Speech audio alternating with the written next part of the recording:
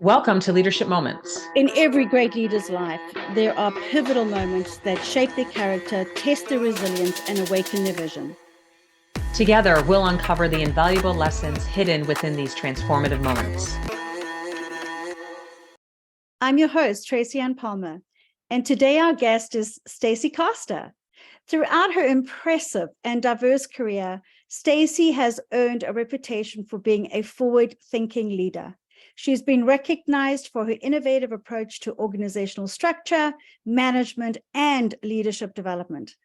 Stacey is an accomplished and well-respected speaker, consultant, and engaging business coach.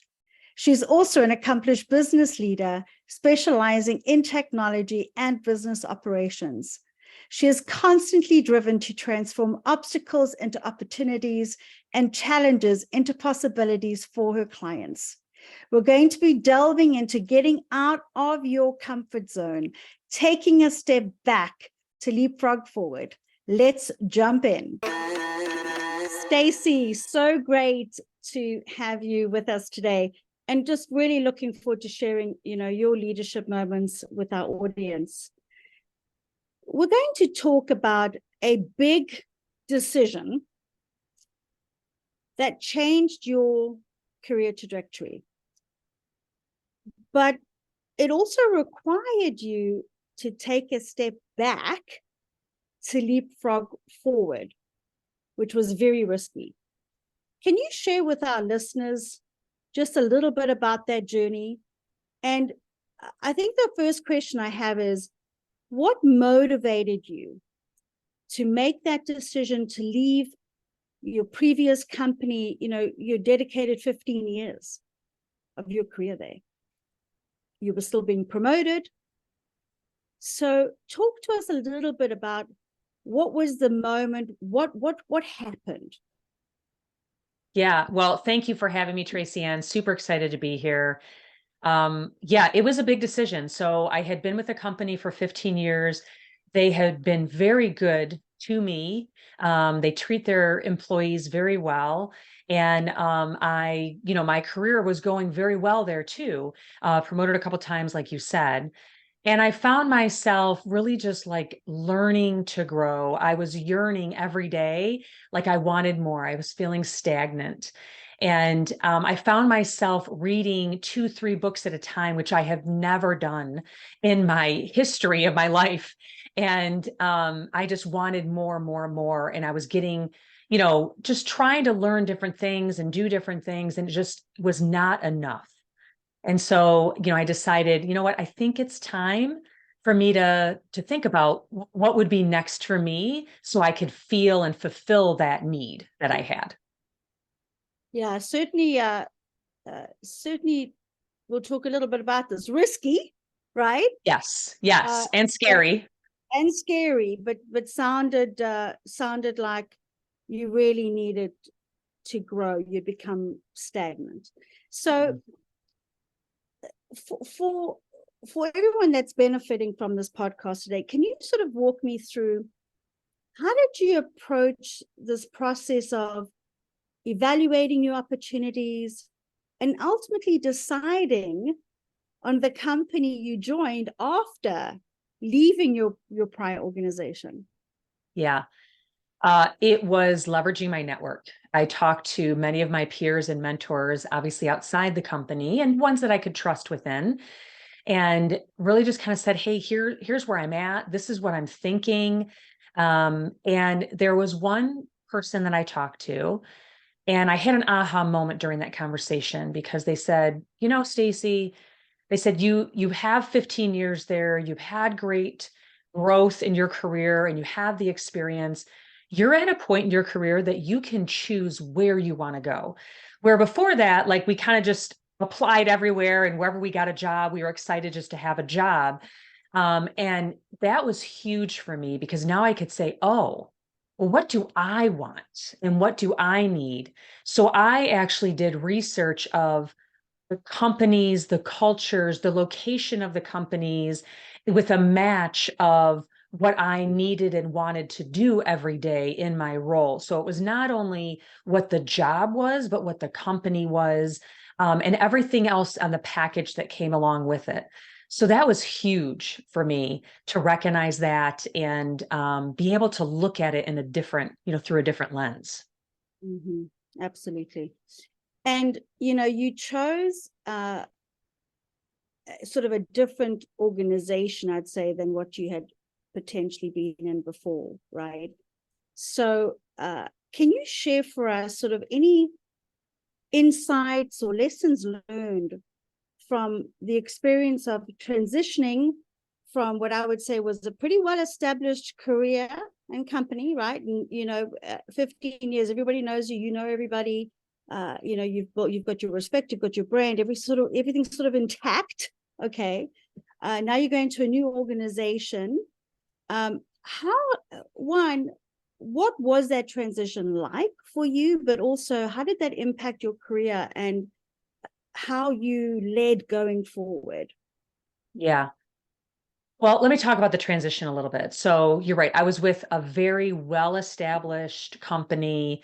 Like it was pretty confident you were going to have a job for the lifetime of your career there. Great benefits. They did treat the employees well. But again, I was missing something for me.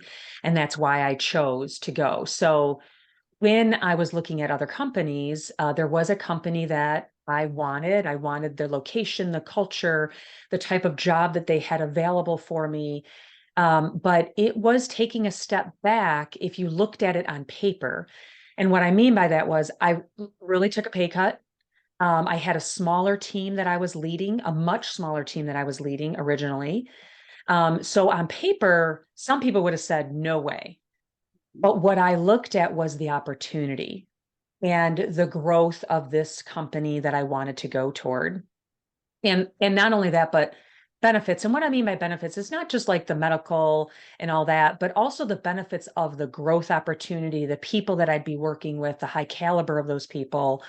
And that was important to me. So yes, I did take a step back, but I can tell you today, which hindsight's always 2020, by doing that, I leapfrogged my career forward because I actually got opportunities that I didn't get, and would not have gotten if I had stayed at the other company. Not that the company was bad before, they really were a great company, but the point is that they didn't have the type of environment to give me that opportunity that this new company did.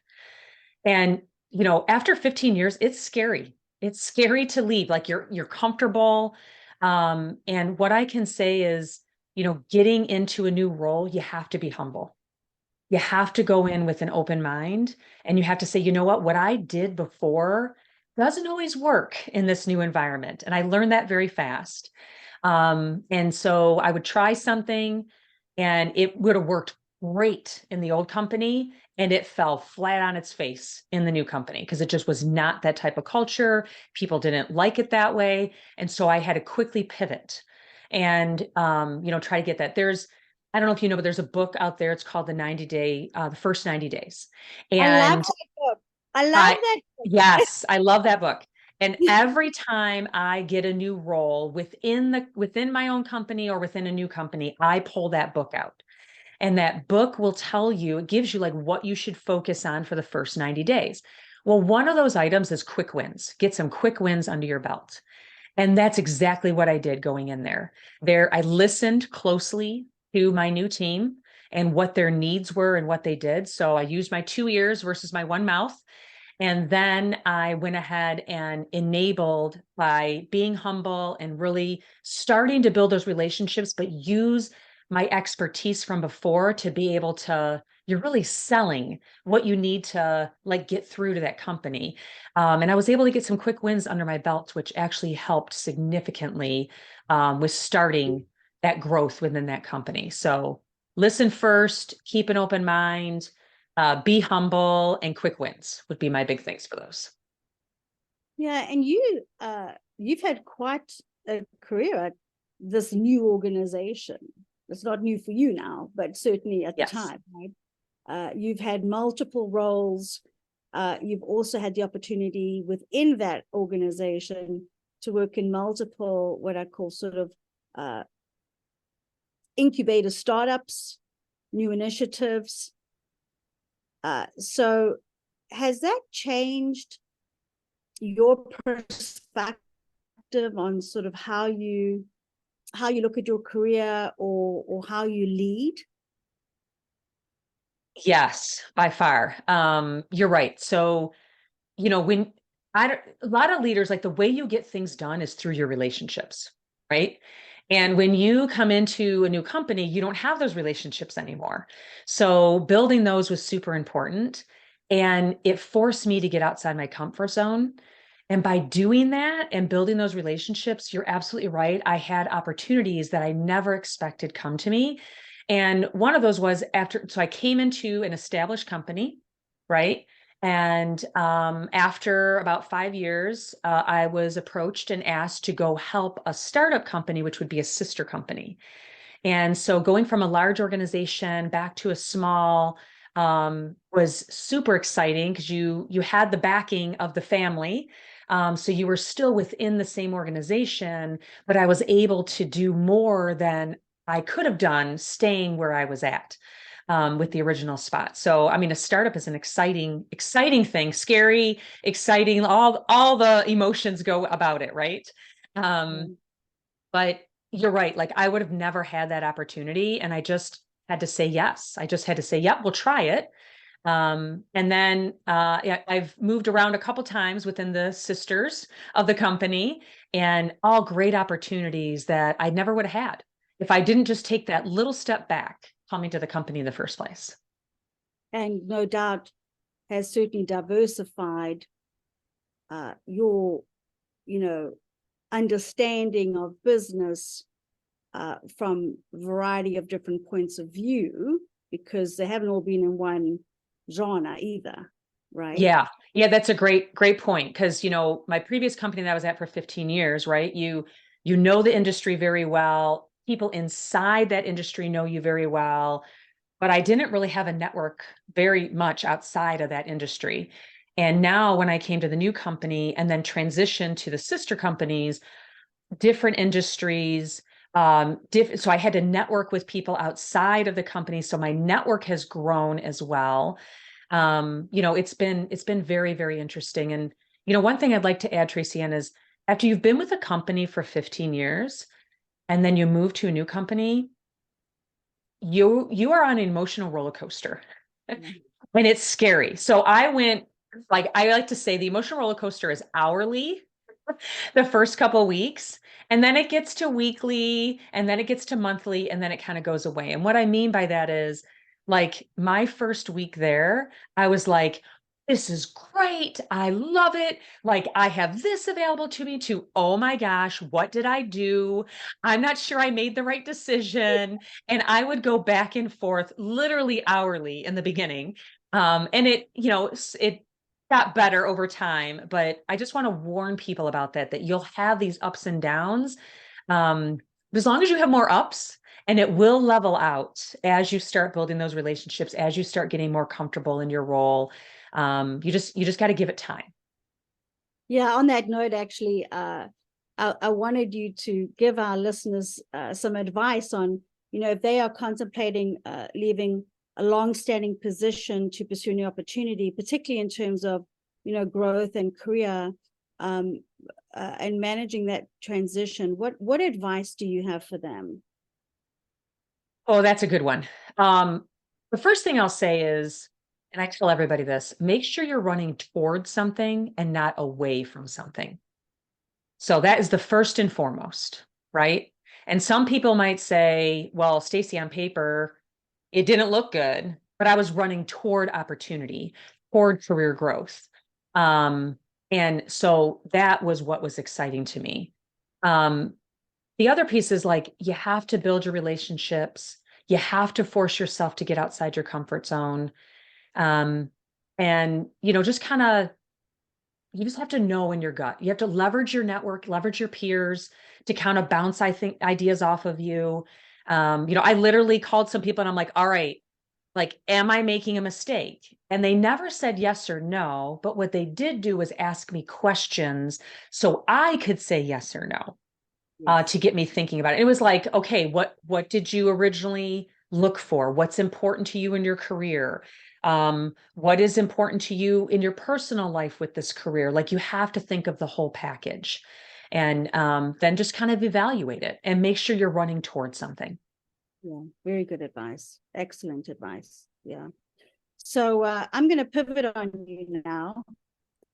I want to understand from your perspective, what are the specific qualities or characteristics you believe are essential for effective leadership? And I know you've got a multitude of YouTube videos out there on your principles. So would love you to just share with the audience, and maybe, maybe that's something that they can take as a resource as well. Yeah, great.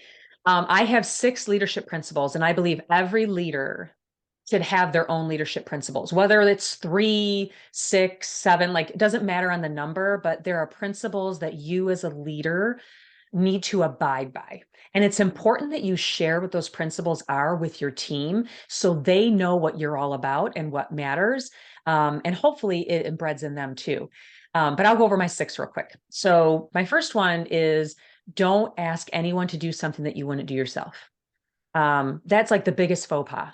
If you're not going to stay late yourself, if you're not going to, do that process yourself, if you had to, getting your hands dirty and showing your team that you will get your hands dirty when needed, no matter at what level you are. I have stayed late with team members that are 3, 4 levels lower than I am on a hierarchy. And let me tell you, it is huge to them, that you care and that you will learn a lot too. So I've learned so much from team members that do that. So don't ever ask anyone to do something that you wouldn't do yourself. My second one is, everyone can be successful in the right role. And I'll tell you a quick story on that. So I had a team member that was really struggling in a project management role. And like, to the point that everybody was coming to me and they were saying, Stacey, this person is not making, like, it was causing huge problems. But this person, everyone has great intentions. They have the best intentions. So really looked at the strengths of this team member and moved them into a role where, ironically, they were directly supporting our executives. So they were on the executive floor doing support, and they loved that person. Like, big, like night and day, on how much they do it. So everyone can be successful in the right role. And your job as a leader is to find the strengths of those team members and make sure you're putting them in the right role, assuming that you have that role available in your own company. And if you don't, then help them find a role, wherever that may be, for their, because your job is to take care of your team members. Right. Which leads me to my third one, which is, love your team members. And some people say, love is kind of strong. I only love my family members or my friends. But this is the one thing that I'll say about that is, when you have a family or friend that calls you and they need help with something, you will bend over backwards for them. You will do whatever it takes to help them. And we as leaders, if we did that for all of our team members, just think how powerful that is and what a strong team you could have, the company could have, and how successful everyone's career could be if we really did that for every team member. So that's what I mean by love your team members. Really take care of them. And then number 4 is, seek out and embrace different thinking. So, there's so much research out there that having a diverse team always performs better than not. And so this may be, it's easy to find people that are like us and want them to be on our team, but you need to find the people that are not like you, because that's how you're going to have the right answer rather than the easy answer or the quick answer. You want to challenge each other and have those tough conversations on a regular basis where it doesn't feel awkward. So we challenge each other all the time on my team. And if everyone's nodding their head, I will stop the meeting and I will say, there's no reason for us to meet if you're all going to agree. I really need to hear your thoughts. I've gone to the extreme of, even when I'm interviewing, if I cannot find a diverse panel to be with me when I'm interviewing, I will go outside my own team somewhere else in the company just so I can bring in some diversity and different thinking to make sure I'm bringing in the right people onto the team. So embrace different thinking, be open-minded to it. My fifth one is communicate, communicate, communicate. And I say it 3 times on purpose because we all know the first time we don't communicate something, people don't hear us. And there's actually a study done that says if you are saying it so much that you're like ready to get sick, right? Because you've said it so many times, that is actually the first time people are hearing you when you're talking about change or anything like that. So you need to keep communicating over and over again, and people will eventually hear you and start listening. It's not intent, it's just the way our human brain works. We don't always hear things the first time. So keep saying things over and over again. My last one is keep learning. It's so easy to get comfortable, especially when we move up in our careers. We're like, oh, made it, right? Whatever it is, I made it. And you won't keep it if you do not keep learning and growing. And you need to push yourself. You push your team to learn and grow. You need to show them by learning and growing too. So those are my 6 leadership principles. Fantastic. Yeah, thanks for sharing that. And as I said to all our listeners out there, Stacey does have those out on YouTube, so you can go and listen to specific series on her leadership principles. And then the last question that I have for you is, in your experience, what strategies and techniques have you found to be most effective in fostering innovation and driving growth within an organization? I know, the companies you've been with spend a lot of time on that. So would love to hear if you have anything to share. Yeah, thank you for asking that question because I'm super passionate about this. This is the only way companies move forward, is to have a team that innovates.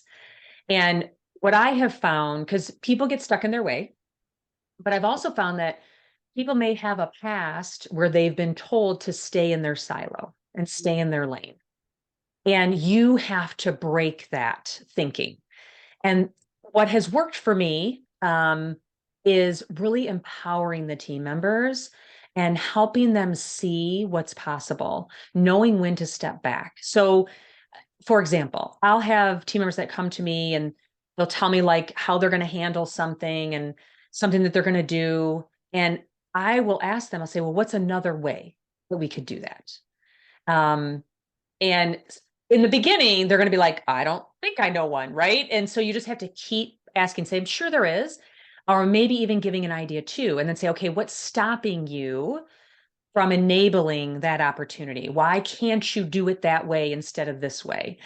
And you'll see a light bulb go on. It's a beautiful thing. You'll see a light bulb go on and they'll be like, oh, I am empowered. I can do that. And the most important thing then as a leader is to step back, enable them to do that, and then keep like encouraging along the way, right? Knock down the hurdles that get in their way. But you really have to like help the team members like know that they do not need to stay in their box and encourage them to be outside of their box. Yeah, I love that. That is really, I think that is absolutely critical to have them think differently. No question. There's that sound. It's now time to ask you the questions that we ask every one of our podcast leaders who joins us. So let's go. I'm going to ask you 3 questions. First one is, what is your favorite mantra and why? Ooh, what doesn't challenge you won't change you. And if I can, I'll just tell a quick story on how I got this one. So I was going to do a workout, and we all know there's days that we don't want to. And the whole way, I'm doing the mind game. Okay, I'm just gonna put my clothes on. Okay, I'm just gonna drive to the gym. And it was a day that I was supposed to run, and I was not into it. So my whole way there, I'm like, you know what? I'm just going to do the elliptical. It's just like running. Like I'm totally convincing myself to do a lesser workout just so I can check the box and say that I did it. And I walk into the gym and it's wintertime. So I'm taking my coat off, I'm putting my keys down, and I look up on the wall and it says, what doesn't challenge you won't change you. And I look down on the floor, I shake my head and I go, I'm running today. So ever since then, that is what I say. Yeah, very powerful. And thanks for sharing that story. So the next one is, what is your favorite hobby and how did you get into it? Yeah.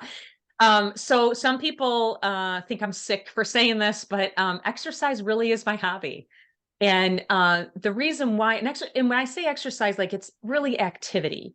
And I got into it by I was in sports growing up a little bit too, but I realized that like when you're running, it's meditation.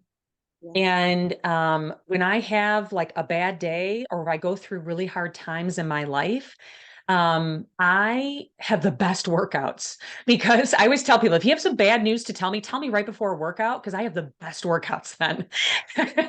So it is a hobby of mine. If I miss a couple days of any type of exercise, it might even just be walking, hiking, like whatever. It doesn't have to be, overly doing it all the time. But if I miss a couple days, I am not I can't think clearly. I can't focus on my work. I am just not in a good place no matter what I'm doing at work, personal, with my family, whatever. So exercise is my hobby. Yeah, I could see that. Yeah. And it's very good for de-stress for sure. Yes. All right. So last question. Summarize your life in a haiku. Oh boy. Okay. It's 575 for the syllables for haiku. Okay. 575. Yeah. Learning each day's gift, grateful for every lesson, life's blessings uplift. Oh, that's awesome. Beautiful. Absolutely beautiful. And that definitely describes you in a nutshell, for sure. So just to summarize for the audience, well, my gosh, I don't even think I can summarize because there were so many gold nuggets here. It's incredible. But one thing I think, Stacey, you are really the epitome of what doesn't challenge you won't grow you, won't change you. Okay. I really believe that you are that. You lead by example. I think the risk taking, and I hope everyone can truly appreciate that, being intentional about changing your career, where you go, what you're looking for is really important. And we spent a lot of time talking about that. I loved your perspective, just your principles were incredible, but I really loved your perspective on love your team. I thought that was very powerful, actually. And so for the leaders on this call today, I think you shared a lot around managing that transition. It's a roller coaster. It's very emotional. It certainly does take risk. But I think if you put your heart and soul into it, you can end up on the other side significantly perhaps better off than what you were going in. And that learning, always be learning. That's also another example of that transition, right? Feeling stagnant and really wanting to grow. So thank you for being with us and for just such a great podcast today. Honestly, fantastic. Thank you so much. Thank you for having me. This was great. And that concludes another episode of Leadership Moments. We hope you found inspiration and valuable insights in what we shared today. Remember, leadership is not defined solely by titles or positions, but by the choices we make and the moments that shape us. Embrace the challenges that come your way. They may be the very moments that propel you toward greatness. We'd love to hear your thoughts and stories as well. Connect with us on our website at leadershipmomentspodcast.com or through social media on Instagram at @be the game changer. And Stacey Caster _. Remember, your leadership moment could be just around the corner, waiting for you to seize it. This is Stacey Caster, and what doesn't challenge you won't change you. This is Tracy Ann Palmer, and be the change you wish to see in the world.